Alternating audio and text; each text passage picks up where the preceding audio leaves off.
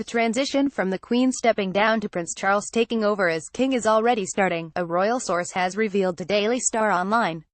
After the long-serving monarch, 91, stepped down from a royal duty today, we have learned meetings have been held to get the process of implementing the Prince of Wales as King in all but name. Her Majesty held formal talks at Balmoral Castle in August with Prince Charles and other senior palace figures, following another meeting at Buckingham Palace in July, a royal source has claimed.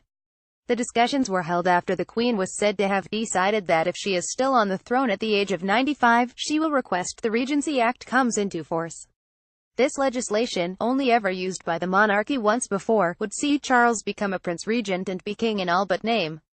Getty Prince Regent. Should Charles become a regent, it would be the second time in British history. During WW2, then Princess Elizabeth joined the ATS, the Auxiliary Territorial Service, where she learned to drive ambulances, build engines and maintain vehicles. Proper photo. Getty Images. Princess Elizabeth trains as an ATS mechanic, 1945. But although Charles would take over the reign in his new role, the Queen would remain head of state as she effectively takes a step back and would not abdicate the throne. The royal source told Daily Star Online the changes are starting, and although they are small changes, more will follow. Her Majesty will never resign, though. She will be on the throne to her last breath, but with the Regency Act and meetings that have taken place recently, when Her Majesty gets to 95, then the Regency Act 1937 will be brought in through Parliament. This means Prince Charles will become Prince Regent while Her Majesty is still Queen, but her workload scales right back to limited engagements.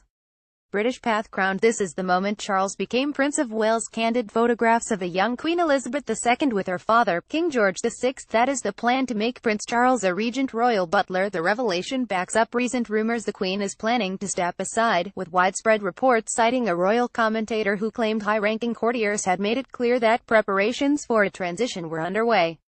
But palace insiders refused to be drawn to comment on the matter, only speaking to refer to the pledge the Queen made on her 21st birthday.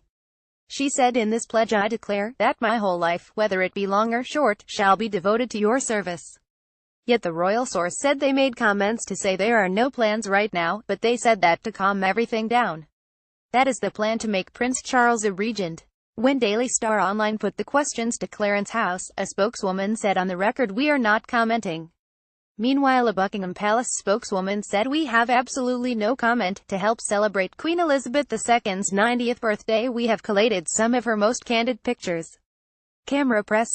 Queen Elizabeth II watching Queen's Cup Polo, 2010. The Regency Act 1937, which palace staff have reportedly been told to get up to speed on, means the monarch can relinquish power to the heir in the event of incapacity of the sovereign through illness, and for the performance of certain royal functions in the name and on behalf of the sovereign in certain other events, the monarch's duties can be carried out by a regent if it is put into writing that the royal is incapable of carrying out royal functions by three or more of sovereign consorts, the Lord Chancellor, the Speaker of the House of Commons or the Master of the Rolls.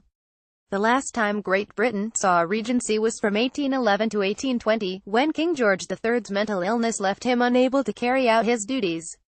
His son, the future King George IV, was therefore given his father's powers under the Regency Act. Related articles.